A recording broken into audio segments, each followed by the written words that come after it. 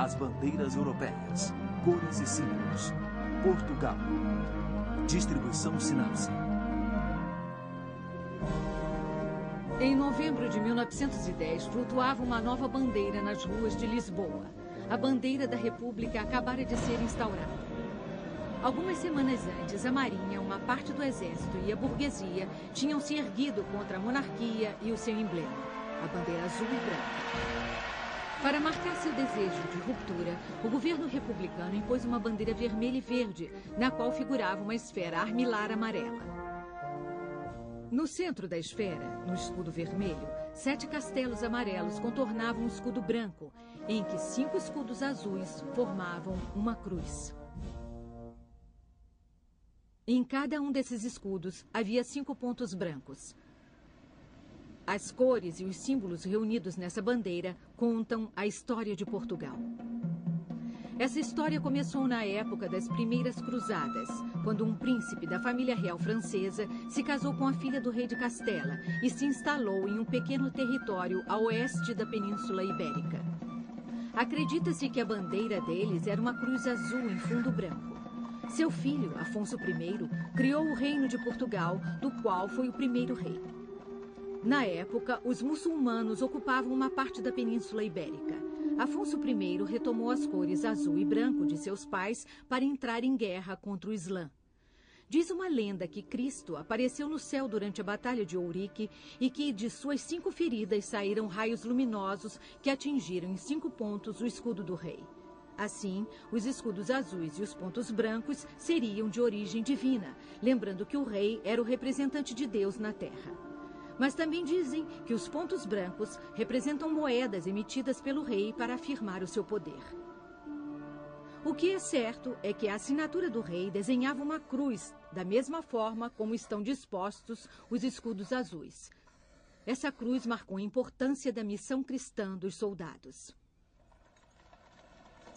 Os cavaleiros participaram da reconquista dos territórios que formaram Portugal. Eram os soldados da cristandade.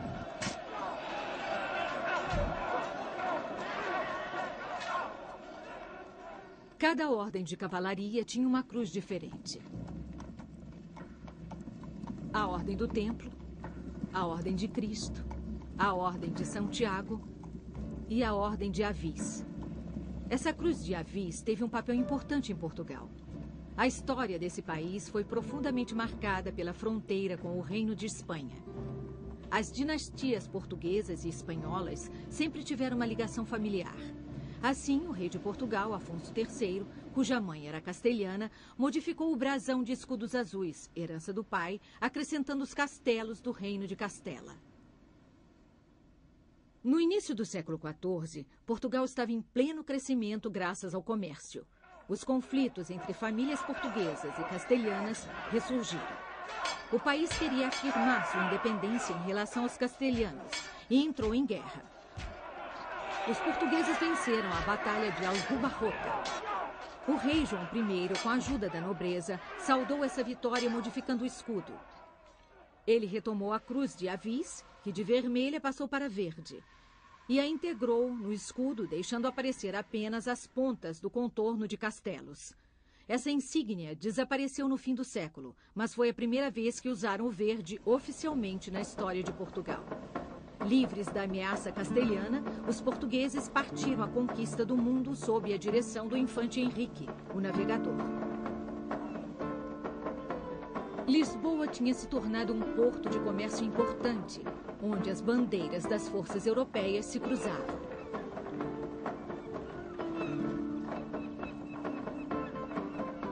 Entre o norte e o sul da Europa se desenvolveu um comércio intenso.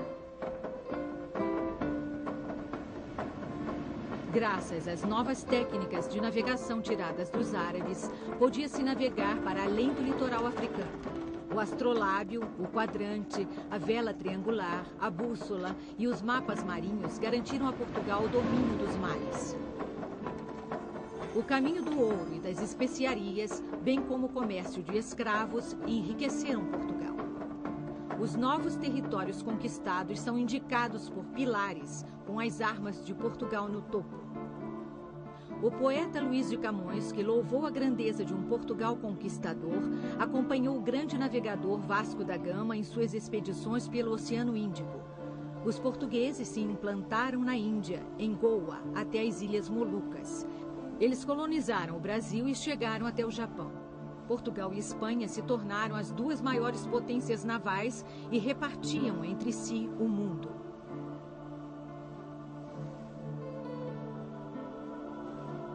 Há séculos, o céu era representado na forma de uma esfera composta de círculos, representando o Equador, a eclíptica e o zodíaco. A esfera armilar estilizada existe hoje na bandeira portuguesa. No início do século XVI, o rei Manuel I havia feito da esfera o seu lema e o emblema da potência de Portugal. Ela era onipresente na arte e na arquitetura desse período. Mais tarde, o escudo real coroado foi colocado em um pavilhão de fundo branco. Em 1580, o rei de Espanha, aproveitando uma crise de sucessão na família real, se impôs novamente como herdeiro do trono de Portugal. Ele simplesmente inscreveu as armas de Portugal em seu escudo, já muito carregado. Durante esse período de controle espanhol, os portugueses perderam o domínio dos mares, pois as marinhas holandesa e inglesa dominavam o comércio e tornaram os espanhóis responsáveis pelo declínio de seu império. Eles se revoltaram e os expulsaram em 1640. Uma bandeira militar portuguesa, verde, com cruz vermelha, acompanhou essa guerra pela independência. Essas duas cores lembravam o elo histórico com as ordens de cavalaria. A monarquia absoluta reinou até o início do século XIX. Em 1807, as tropas de Napoleão invadiram Portugal. A rainha Maria I e o futuro rei João VI fugiram e se refugiaram no Brasil.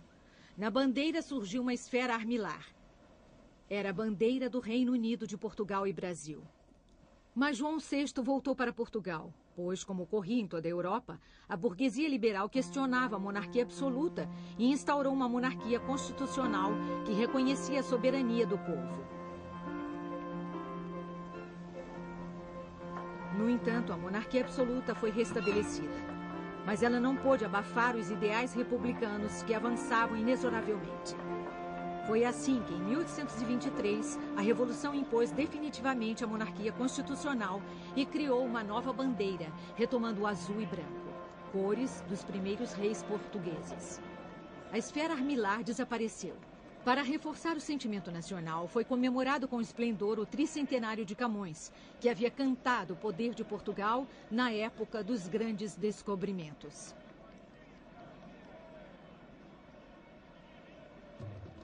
Ao mesmo tempo, surgiam conflitos nas colônias africanas. Os ingleses queriam reduzir a influência portuguesa na África.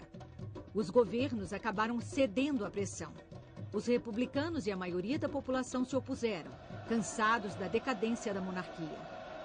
No Porto, foi a insurreição. A bandeira republicana exibia as cores verde e vermelho. O vermelho era a cor simbólica que liderou as revoluções na Europa no século XIX. O vermelho e o verde também eram as cores da franco-maçonaria, que participou da revolta. Seu emblema era uma esfera armilar. Mas a revolta foi esmagada. Mas em alguns anos, as ideias republicanas foram se impondo, inclusive o direito de voto e o parlamentarismo. Em 1910, estourou a Revolução. No dia 4 de outubro, Lisboa se revoltou. A bandeira dos revolucionários era vermelha e verde, com um emblema parecido com o dos franco-maçons. No dia seguinte, foi proclamada a República de Portugal. Uma nova bandeira foi sugerida, verde e vermelha com escudo e esfera, mas muitos a rejeitaram. Durante semanas, membros de uma comissão se opunham quanto à escolha de uma bandeira. Havia os partidários do azul e branco, os que preferiam o verde e vermelho e os que desejavam um meio termo entre os dois. Finalmente, o governo impôs a nova bandeira, que não agradou a todos e também não foi definitiva. Ela era verde e vermelha com o escudo e a esfera armilar. Dificuldades econômicas e conflitos políticos marcaram a década seguinte. O líder do governo, Antônio de Oliveira Salazar, instaurou uma ditadura no início dos anos 30. Procurando uma recuperação econômica, essa ditadura tinha como base as estruturas corporativistas do país. Como outros regimes autoritários ou fascistas, Salazar retomou os emblemas do passado. Ele foi representado de forma ridícula, vestindo as armas do primeiro rei de Portugal. Para inflamar o nacionalismo durante as comemorações, ele impôs a bandeira com a cruz de Avis. Foi a da vitória contra os espanhóis no século XIV.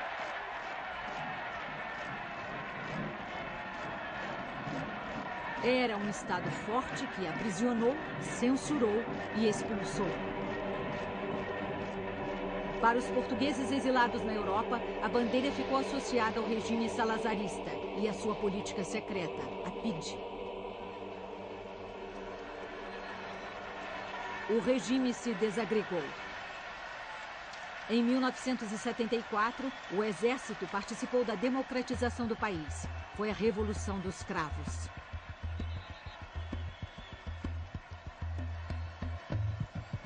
As Forças Armadas ajudaram na reconstrução do país. Durante esses anos, as colônias adquiriram sua independência.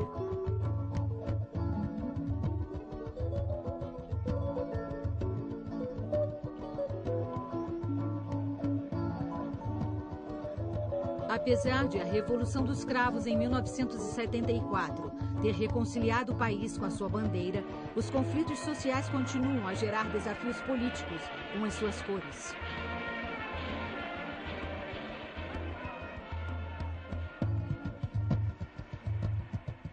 Nos anos 80, a entrada de Portugal para a Comunidade Econômica Europeia marcou o desejo de se voltar para o continente.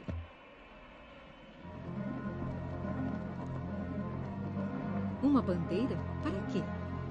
Há séculos, na Europa, cores e símbolos se opõem e se unem.